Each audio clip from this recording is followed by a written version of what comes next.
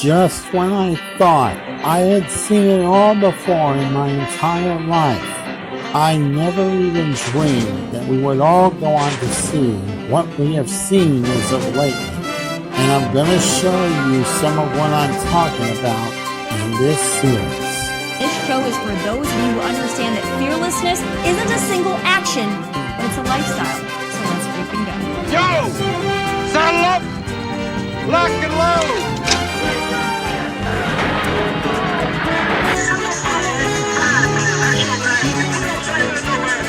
You do believe in miracles? What the hell? Who a bed blower? A bed hell! Intense enough to warp the very fabric of space and time. This is Spain Research.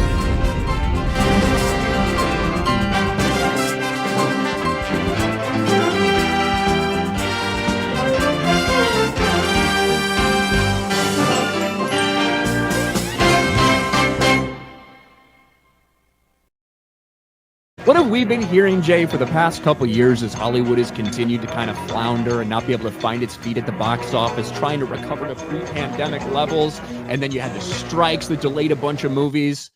Survive till 25. That's what it was all about for theaters, for studios. Just survive until 2025, and the box office will have a huge rebound because a lot of the movies that were supposed to come out in 2024 got pushed to 2025 because of actor strikes and writer strikes and all that other shit that was going on. Boy, holy shit, we got a lineup for you. We've got Snow White. We've got a Captain America movie. We've got 3 total Marvel movies coming out. Superman is coming out that summer. Another Jurassic World movie. Survive till 2025. It's going to be amazing. And even just a few months ago, they were looking at the summer box office and they were like, wow, which breakout could fuel this $4 billion season? And everyone was saying the summer's going to hit over $4 billion. The theaters are going to be back, baby. Hollywood's going to be back, baby. Turns out it's not exactly the case. Summer box office clobbered by kryptonite. Domestic revenue barely matches last year. Barely. The May to Labor Day season initially soared, but global grosses took a nosedive as foreign movie ticket sales plunged further, and a glut of male-skewing tentpoles battled for scraps in the U.S. And yes, male-skewing tentpoles, the men didn't show up. It's all their fault. Men didn't show up to the box office. Jay? Golly, man. I didn't know it was that bad. Look, because last year, the excuse was, well, look, a lot of the movies that are originally planned to come out in 2024, they got delayed till 2025. But 2025, it's a packed slate. Like, we're going to see $4 billion domestic summer. We're going to see these massive returns. Everything's going to be back to normal. Not quite. And really when you look at the year, with a few notable exceptions, now you had Lilo and Stitch barely cross $1 billion. Minecraft was like 950 or something like there. So those were solid returns, obviously. But only a few things have kind of outperformed expectations. I would say Sinners is one of those from earlier in the year. F1 is certainly one of those in this summer that have outperformed what people expected. But you look at the rest of the year for the big releases, virtually everything else underperformed, whether that's Mission Impossible, whether that's Snow White, whether that's all the Marvel movies, even whether that's Superman. Just a few months ago, people were thinking, could all 3 of these movies hit $1 billion in July? Fucking Fantastic Four, Superman, and Jurassic World Rebirth. And obviously didn't come close, Jurassic World Rebirth being the closest. But Superman, Fantastic Four, not even sniffing, not even idea of the numbers that so many people had projected heading into this summer. And as you noted, maybe one of the biggest kind of indictments here on how people are feeling about some of the movies that came out this summer is this Labor Day weekend. And the fact that Jaws, a 50-year-old movie that has had multiple re-releases, comes out for its 50th anniversary and damn near takes first place at the box office. That's crazy, dude. Beating 2 new releases, right? Caught Stealing in the Roses. I mean, that's an indictment on how people feel right now about a lot of the shit that's out at theaters. Makes you wonder if it's just going to be a re-release theater time, you know? It's just... let's just re-release all the classics and why not? The movie's already been made. There's no budget needed. Just re-release stuff. I mean, I'm telling you, man, I'm episode 3 would have done. It probably would have bumped it over $1 billion if they had kept it in the theater another weekend. Jaws is going to be in till this weekend, September 4th. It'll probably have a big tumble, but who knows if there's nothing else to really go see. And then they're hyping up Back to the Future. So maybe it's time to just bring back like some of our old classics and just re-release them. Because obviously people don't we've care. certainly seen like an increase in that type of thing over the past couple of years, right? Yeah. However, look, $8.1 million, that's really solid, right? Just to randomly put out your re-release 50-year-old movie. That cannot sustain theaters or these correct. Studios, you know? Like that's cool and that's impressive. It's money that it's just more on top I was of just whatever saying, like, we it's see made a in lot history. more. Like they'd re-release a lot more at a time instead of just like a few a year, to give some kind of bump. I don't know. Like the fact that Jaws is that's just, it's wild to see that Jaws, even in less theaters, I'm guessing, than Caught Stealing. The Rose was in less theaters, but for it to do so well, yeah, 50-year-old film. I think Back to the Future will probably do a lot of numbers too. I think it'll probably flirt with that, you know, 8 million, to 10 million in that area, you know. But you kind of hope that these movie studios will take note that it's just, we've just been tired of all the crap that they've been constantly pushing out and just saying consume and just watch and then passing the blame on everything else. You know, if you don't like it, don't watch. This is what we constantly hear. Well, we're not watching because we don't like it. Now I guess they're gonna blame men. It's gonna be men's fault because we decided not to show up to watch that stuff. It's gonna be toxic masculinity. It's fault. Who knows? They just keep passing the blame and never looking at themselves, that they're making crap that people just don't care to see.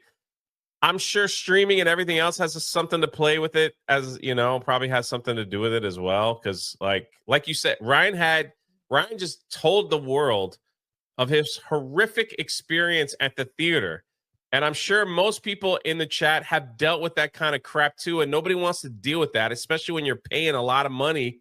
You don't want people on the phone yelling, you know, and screaming and talking, like all that stuff. You want to enjoy the flick. And people are just tired of it. They're fatigued. So they'd rather just watch it at home. it's the same reason I don't go on Carnival cruises anymore, Jay, you know? Just not a great experience. Cruises. After watching Poop Cruise and everything else on Netflix, like desire to do a cruise. Although I do want to try those chicken tenders that started that massive brawl, you know? I guess they're pretty good. Well, will Avatar 3 save 2025 at the box office? I mean, obviously, I think Avatar is going to be big, right? But think about it. When does it release? December? Yeah, it's like close 20th to or something. So, like, you're only going to have like a week and a half of it in theaters for 2025, and it'll certainly make a lot of money. But of the things that are still coming out this year that I think could be fairly big at the box office, Zootopia 2, that has a chance to be big at the box office. Wicked for Good, that's coming out in a couple months, right? I think that will make similar numbers to the first one, you know, 700, 750, whatever that ended up at. I think it's around 750 million. Probably going to end up somewhere in that realm. And then Avatar, that's pretty much it. That's pretty much now, it. Doesn't mean we might not have, say, Five Nights at Freddy's 2 that like does a decent chunk of change. But I'm talking about like big, impactful, tentpole movies, you know? There aren't not many left. So many of them are crammed in this summer corridor. Yeah. If it's things are going to change, they're going to drop the budget and make some of these low budget films and hope the best. People will go see it to try to recoup money. Are we going to see an end to the $1 billion franchise, man? As things begin to change, will less and less movies make $1 billion? Yeah. Hard to say. Will we ever see a superhero movie hit $1 billion again? I mean, I think that regardless of what Doomsday is or how bad it is, I think it'll hit $1 billion. I don't think it's going to, man. I think Doomsday will hit $1 billion. But the thing genuinely might cost $600 million to make. Right. So it won't even matter. Yeah. You know, like this, with everything they're putting into it, with just the amount of money that they're paying three people, the Russo brothers and Robert Downey Jr., combined with however much they had to pay for the rest of this huge, enormous cast, which is not just nobodies, right?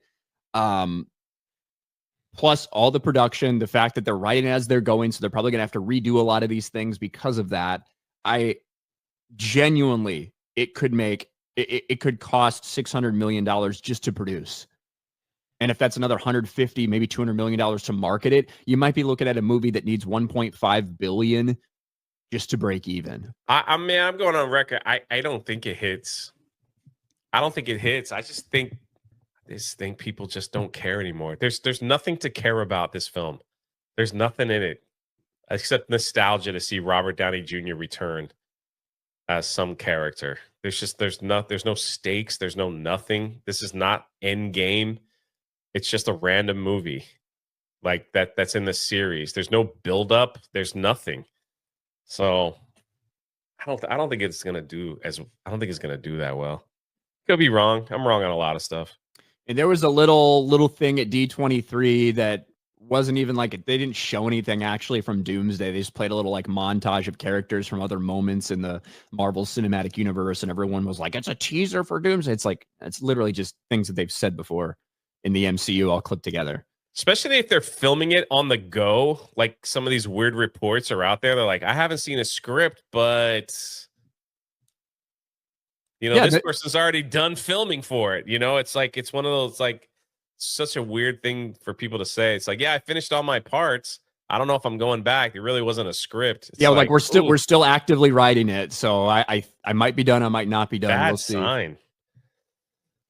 Oof. Yeah, that doesn't especially when they still have plenty of time, right? This thing doesn't come out until we got 14 months, 15 months.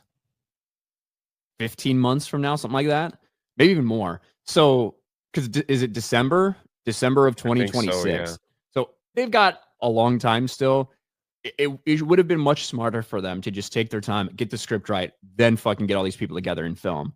But now, with so many people involved, a chaotic fucking schedule to be writing it on the go. What if you have to go back and you didn't get this, or you have to change this and all that shit? It's just going to make it that much more difficult, which has been part of the problem with some of these movies in the past. So they did Multiverse of Madness. They basically tore it apart and like rewrote the whole thing on the go. And showed. Good luck.